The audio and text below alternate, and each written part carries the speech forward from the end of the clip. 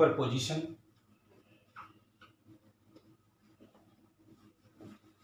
Principal.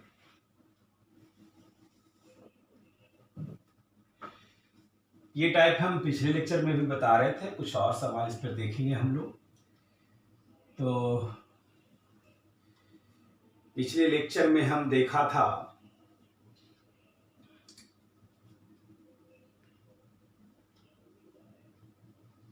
पांच सवाल। Question number 6 से देखते हैं।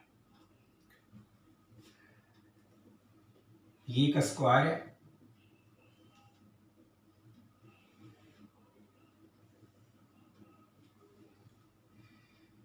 यहां पर 10 माइक्रोकूलम है प्लस में, यहां भी 10 माइक्रोकूलम है प्लस में, यहां पर -10 माइक्रोकूलम है प्लस, और यहां पर -10 माइक्रोकूलम है। इसका नाम रख दीजिए ए, इसका नाम रख दीजिए बी, इसका नाम रख दीजिए सी, और इसका नाम रख दीजिए डी। अब ये सेंटर है, ये सेंटर पर रख दिया गया 20 माइक्रोकूलम। इस पे हमको फोर्स निकालना है। क्वेश्चन यही है, find net force on 20 microcoulomb charge. ये तो पहली बात तो ये है कि ये इसको रिपेल करेगा और ये इसको रिपेल करेगा। ये रिपेल करेगा कितना फोर्स से? F से। और ये रिपेल करेगा FC से, और ये रिपेल करेगा FB से, और ये रिपेल करेगा FD से। ऐसा। तो जैसा कि हमने आपको बताया है, इस टाइप के सवाल में हम डायरेक्शन पहले पता करते हैं, फिर वैल्यू पता करते हैं, और फिर रिजल्टेंट निकालते हैं। तो डायरेक्शन पता करने का काम हमने कर लिया, अब वैल्यू पता करेंगे। वैल्यू कैसे पता करेंगे बच्चों? तो सॉल्यूशन देखते हैं हम। FA is equal to how much? FA का मतलब हुआ इसके और इसके बीच का फोर्स। तो ये हो गया 9 इंटू 10 टू द पावर 9, 10 गुने 10 के पावर -6, 20 गुने 10 के पावर -6 अपॉन यहां से लेकर के यहां तक की जो दूरी है, इसको आप कुछ मान लें, साइड को 3 मीटर, 3 मीटर, 3 मीटर और 3 मीटर स्क्वायर है। तो यहां से यहां तक की जो डिस्टेंस होगा वो 3√2 हो जाएगा, और उसका आधा हो जाएगा 3√2 अपॉन 2, इसका स्क्वायर। ऐसा, बिकॉज ये डायगोनल जो हो गया AC √3² से 3√2, उसका हाफ कर देंगे इसके लिए, तो ये निकल गया। अब इसको थोड़ा कैलकुलेट कर लेते हैं हम लोग। तो 9 into 10 to the power 9, 200 into 10 to the power -12, 9 into 2 upon 4। ये 2 से 2 बार में कट जाएगा, ऐसे ऐसे, और ऊपर चला जाएगा। तो 12 में से 9 चला गया तो -3, 400 यानी 0.4 न्यूटन। तो ये पता चल गया आपको। और सभी चार्ज का मैग्नीट्यूड बराबर है, इसलिए FA is equal to FB is equal to FC is equal to FD होगा। ऐसा।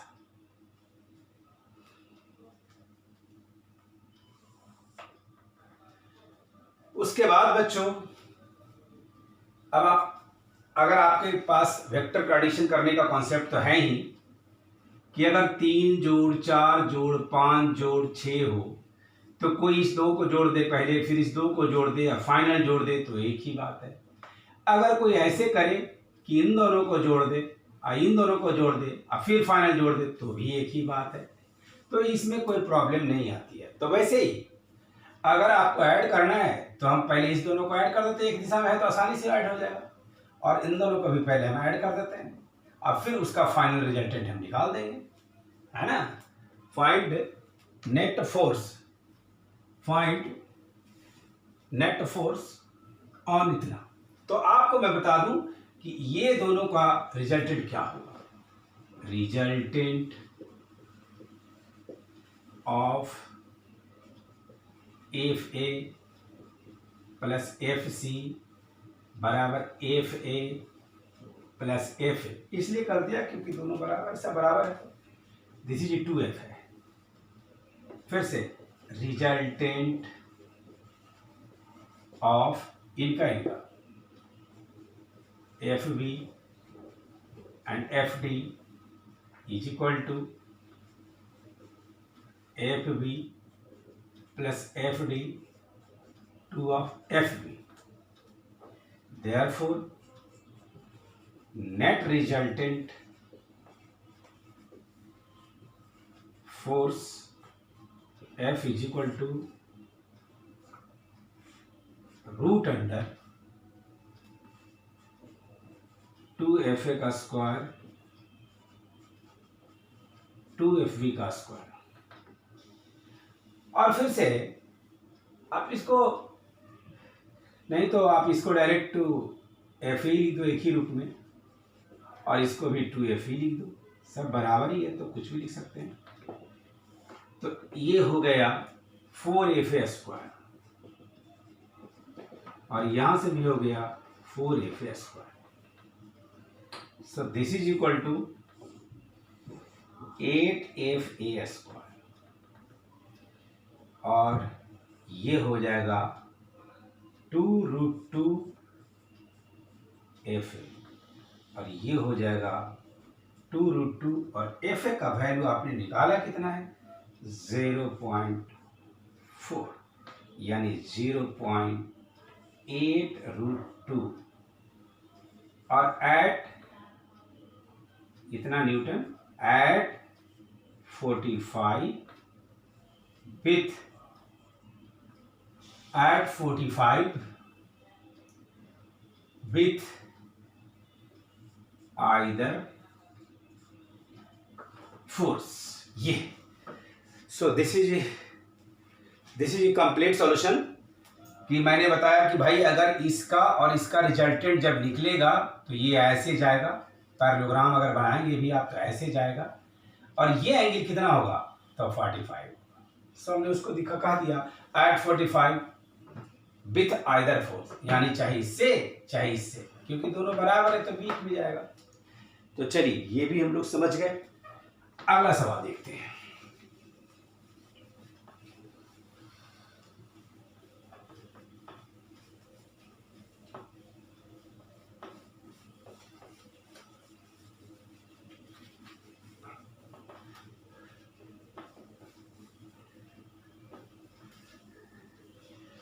अगला सवाल,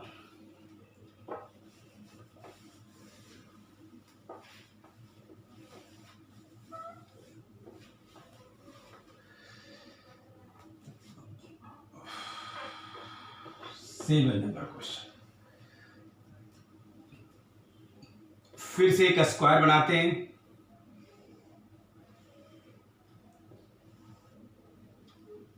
ऐसा, यहां चार्ज Q है और यहां भी चार्ज Q है और यहां भी चार्ज Q है और इस पर कैपिटल Q है। साइड A है, यहां भी साइड A है, यहां भी साइड A है और यहां भी साइड A है। इसका नाम A है, इसका नाम B है, इसका नाम C है और इसका नाम D है। From the given figure find net force on capital Q charge. फिर वही बात जो हम लोग पिछले सवाल सब में देखा कि आप पहले डायरेक्शन दिखाएं, तो बच्चों ये चार्ज इसको क्या करेगा, इस तरह से रिपेल करेगा, ये चार्ज इसको क्या करेगा, इस तरह से रिपेल करेगा, और ये चार्ज क्या करेगा, कुछ इस तरह से रिपेल करेगा, ऐसे। इसका नाम, अगर ये D है तो FD नाम रख देते हैं नोटेशन पे, इसका नाम रख देते हैं FB और इसका नाम रख देते हैं F, और ये एंगल हो जाएगा 45। तो यही आपको रिजल्टेंट कहलाएगा।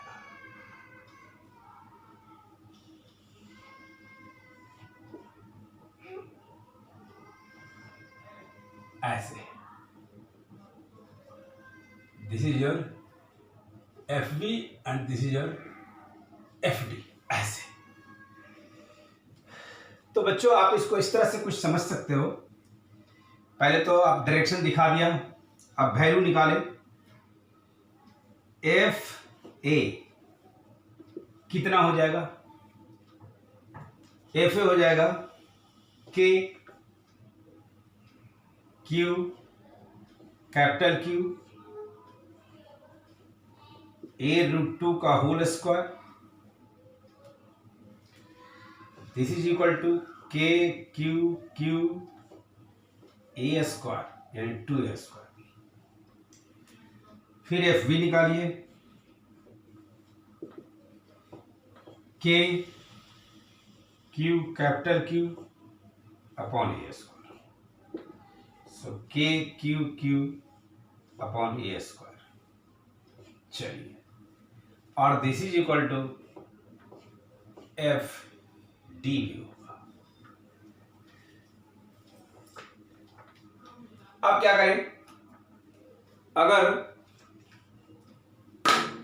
मान लीजिए कि एक वेक्टर ऐसे है, 11th में ऐसे सवाल हम लोग बहुत देखते हैं, ये 4 न्यूटन है, ये भी 4 न्यूटन है, और ये 45 बना करके 8 न्यूटन है या 8√2 है, कुछ भी।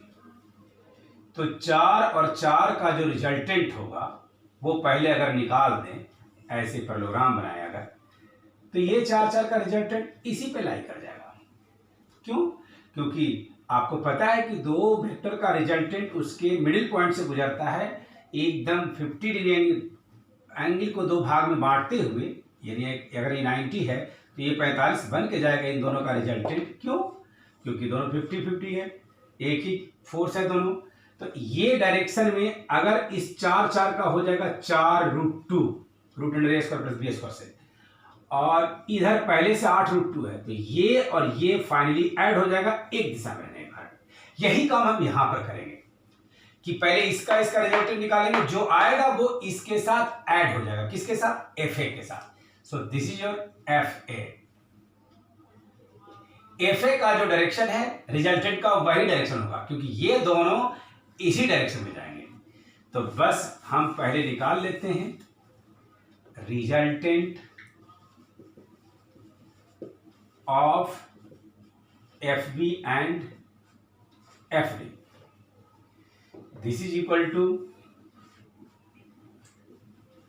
FB² FD² 2FB FD cos 90।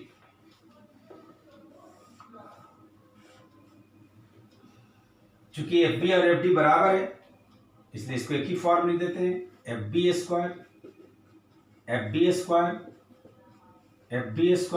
cos 90 का वैल्यू कितना? 0। तो फिर क्या आ गया? 2 of FB²। तो फिर क्या आ गया? √2 FB, ऐसा। Hence net resultant of F A, F B and F D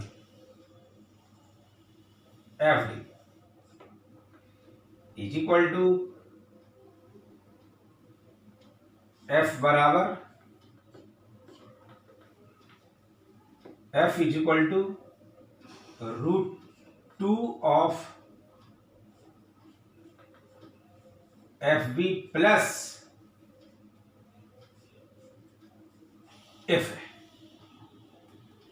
और बच्चों एफ बी का वैल्यू यहां से पुटअप कर दो।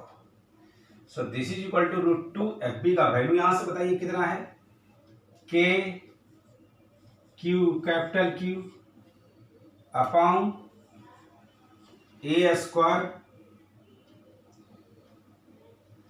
एफ बी हो गया √2 F B plus F A का वैल्यू क्या हो जाएगा, K Q capital Q upon 2a square.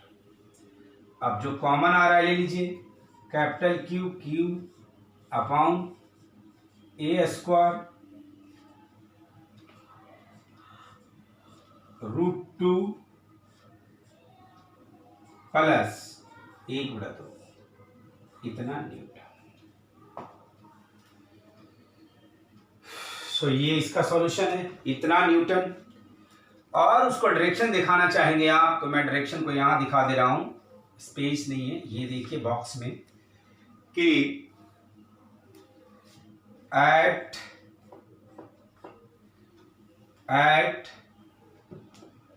45 with F B और F D. So this is your complete solution. तो इसमें 3 फोर्स था, मैं तीनों को रिजल्ट निकाल लिया। तो आफ्टर वेक्टर का एप्लीकेशन हो रहा है। अगर आप वेक्टर को फिट रखोगे और रिजल्टेंट का बेहतर कॉन्सेप्ट है तो आप परेशान नहीं होंगे।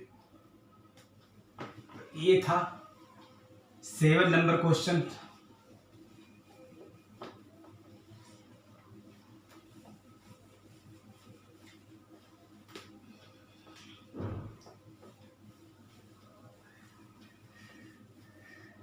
तो ये सब जो है 12th स्टैंडर्ड में ही पूछा जा सकता है। कुछ सवाल हम थोड़ा सा टिपिकल देखते हैं ताकि आपका कॉन्सेप्ट और ब्राइट बने, मगर ये सब सवाल 12th में नहीं पूछेगा, लेकिन फिर भी कॉन्सेप्ट रखिए थोड़ा हाई थिंकिंग के लिए, इसलिए बता देते हैं। सम मोर मिसलेनियस प्रॉब्लम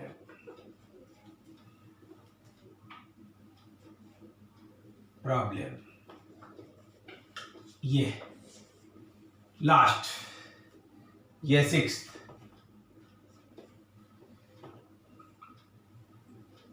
पहला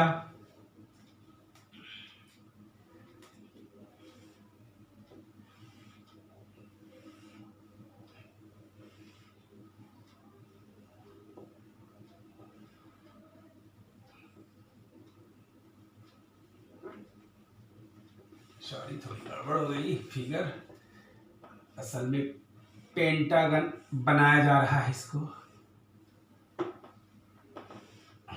ये बन गया पेंटागन। नेमिंग कुछ कर देते हैं, A B C D E, 4 रख देते हैं, क्यू क्यू क्यू क्यू और क्यू, और ये इसका सेंटर है।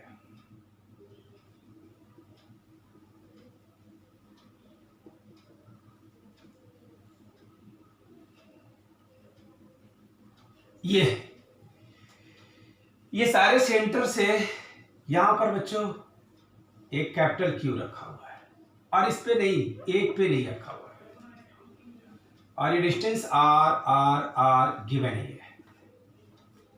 From the given figure find net force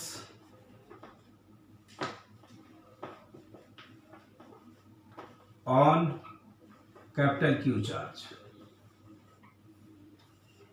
ये तो ये देखिए कैसे बनेगा सवाल।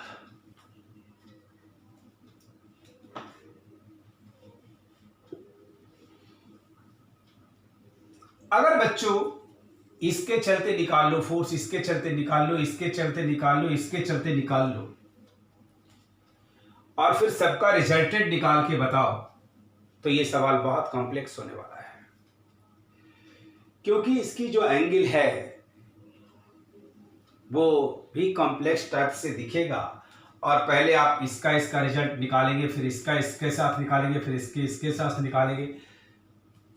ऐसे आप कंटिन्यूअस मैनर में करते जाएंगे तो ये बहुत लंबा हो जाएगा और कॉम्प्लेक्स हो जाएगा।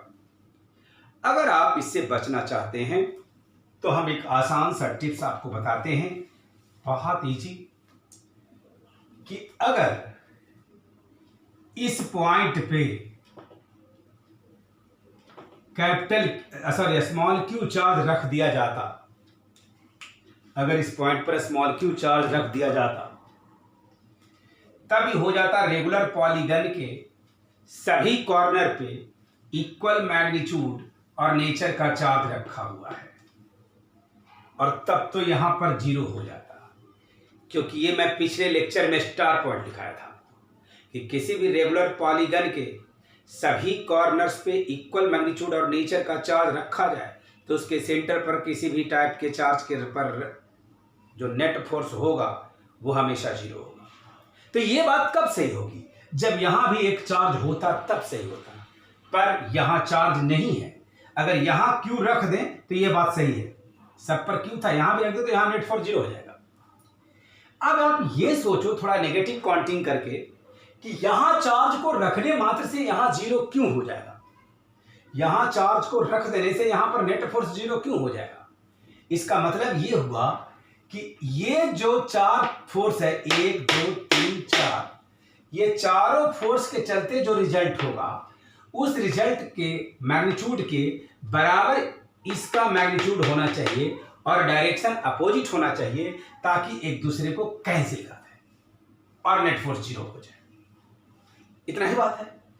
इसका मतलब यह हुआ कि ये चारों के चलते जो रिजल्टेंट फोर्स हो रहा है, इस चारों के चलते 1 2 3 4 उस चारों चार्ज को मान लो, चारों चार्ज के चलते इस डायरेक्शन में, इस पहले इसके चलते सोचो अगर यहां चार्ज रखते तो यहां इस दिशा में कुछ काम कर रहा था, और वो कितना होता, अगर यहां चार्ज होता तो ये हो जाता के क्यू आई इंटू क्यू बटा आर स्क्वायर, इसके चलते।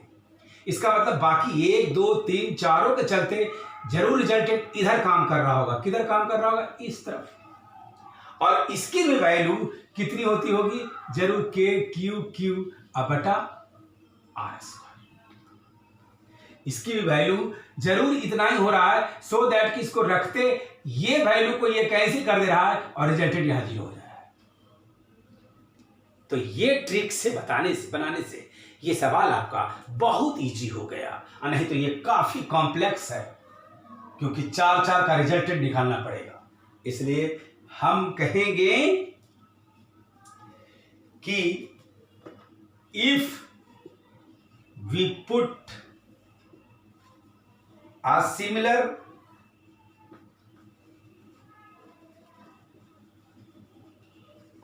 charge small q at E, then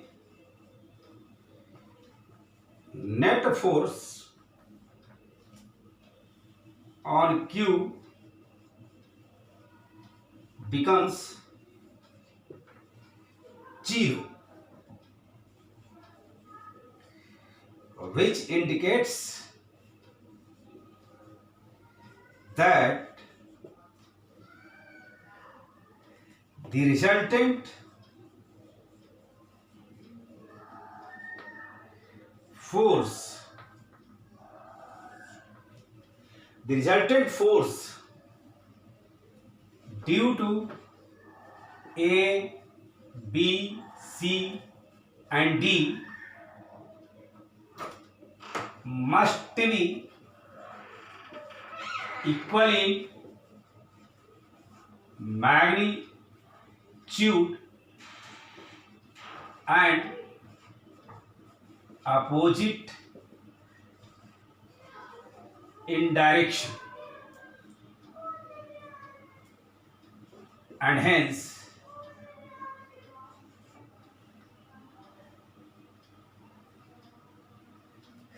resultant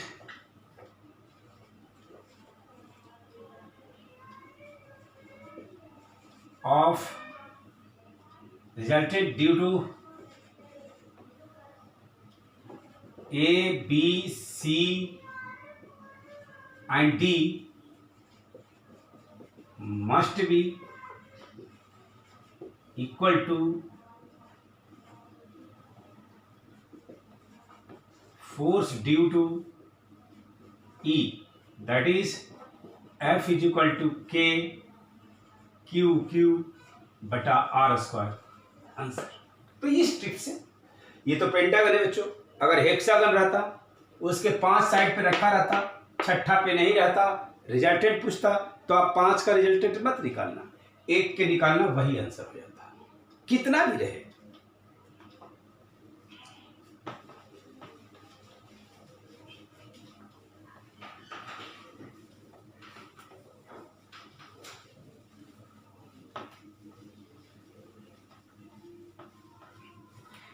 इसी कॉन्सेप्ट का इस्तेमाल करते हुए एक और टिपिकल सवाल देख लीजिए थोड़ा सा।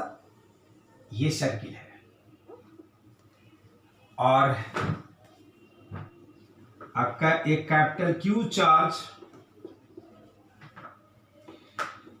Uniformly distributed over a circular wire of radius capital R. If delta L length is cut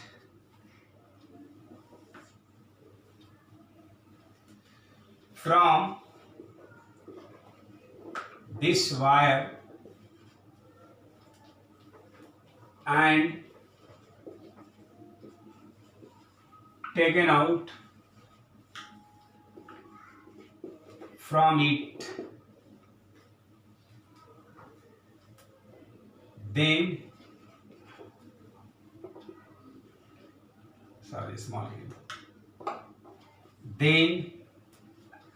find net force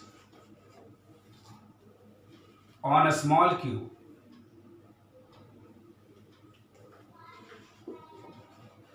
at the center of circular wire due to remaining portion. ये सर आ लीजिए और ये है delta L,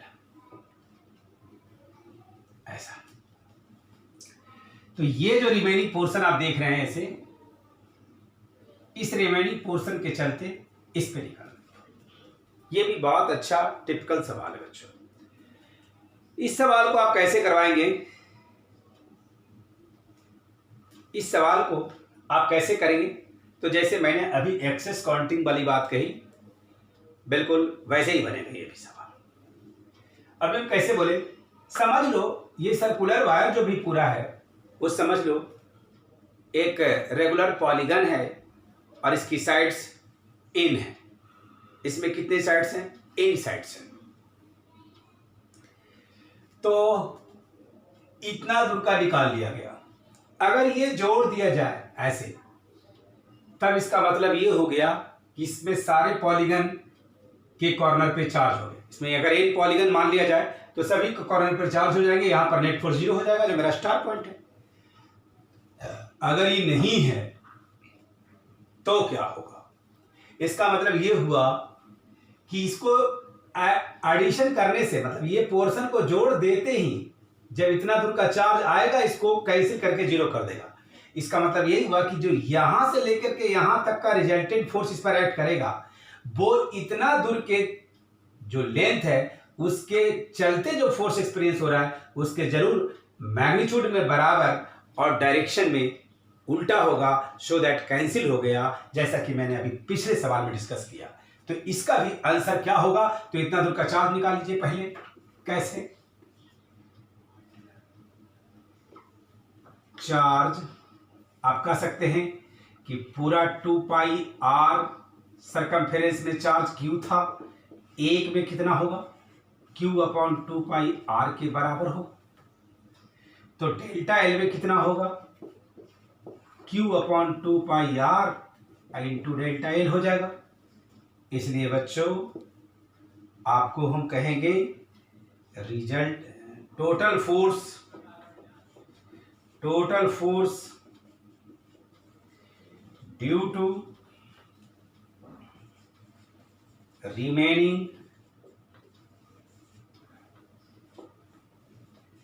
portion is equal to K, ये वाला Q और इतना दूर का चार्ज ये capital Q 2 pi r into delta L upon दोनों के बीच की दूरी r स्क्वायर, यानी दिस इज इक्वल टू के Q Q delta L upon 2 pi r Q. So this is your answer. तो आज के लेक्चर में इतना ही, फिर अगली क्लास में बात करते हैं। Thank you.